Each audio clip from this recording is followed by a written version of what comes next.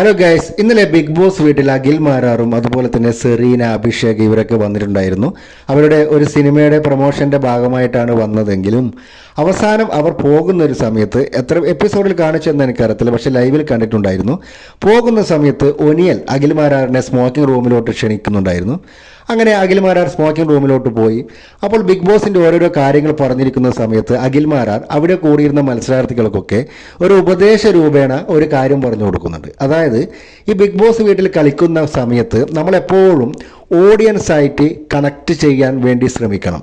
അതായത് big boss വീടിനകത്തുള്ള ഗെയിമോ കാര്യങ്ങളോ മാത്രവുമല്ല, അല്ലെങ്കിൽ ഈ ബിഗ് ബോസ് എന്ന് പറയുന്നത് ഈ ഒരു വീട് മാത്രമല്ല, ബിഗ് ബോസിൻ്റെ വീടെന്ന് പറയുന്നത് ഈ ഒരു വീട് മാത്രമല്ല, പുറത്ത് നിന്ന് കാണുന്ന പ്രേക്ഷകരുടെ ഓരോ വീടും ബിഗ് ബോസ് വീടായിട്ട് നിങ്ങൾ കണക്കാക്കണം. എപ്പോഴും ആ പ്രേക്ഷകരുമായിട്ട് കണക്ട് ചെയ്യുന്ന രീതിയിലായിരിക്കണം നിങ്ങളുടെ ഓരോ പെർഫോമൻസും എന്നാണ് അഖിൽ മാരാർ പറയുന്നത്.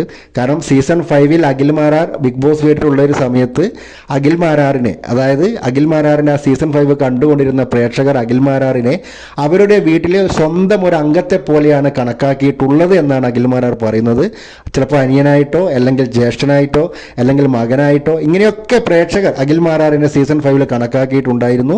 അതുകൊണ്ട് മാത്രമാണ് അഖിൽ മാരാർ 100 ദിവസം അവിടെ പൂർത്തിയാക്കിയതും വിജയിയായി മാറിയതുമെന്നാണ് അഖിൽ മാരാർ പറയുന്നത്. അതുകൊണ്ട് തന്നെ അഖിൽ മാരാർ പറയുന്നു, നിങ്ങൾ ബിഗ് ബോസിനകത്ത് എന്തൊക്കെ കാഴ്ചവെച്ച് കഴിഞ്ഞാലും പുറത്തുള്ള ഓഡിയൻസ് ആയിട്ട് കണക്ട് ചെയ്യാൻ പഠിക്കണം.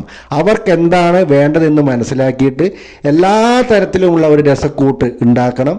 അവസാനം അവർക്ക്, അതായത് നിങ്ങൾ ഓരോ മത്സരാർത്ഥിയും അവർക്ക് അവരുടെ വീട്ടിലെ സ്വന്തം ഒരു അംഗത്തെ പോലെ കണക്കാക്കാൻ പറ്റുന്ന രീതിയിൽ മാത്രമായിരിക്കണം നിങ്ങളുടെ പെർഫോമൻസ് എന്നാണ് അഖിൽ മാരാർ അവരോടൊരു ഉപദേശ രൂപേണ പറയുന്നത്.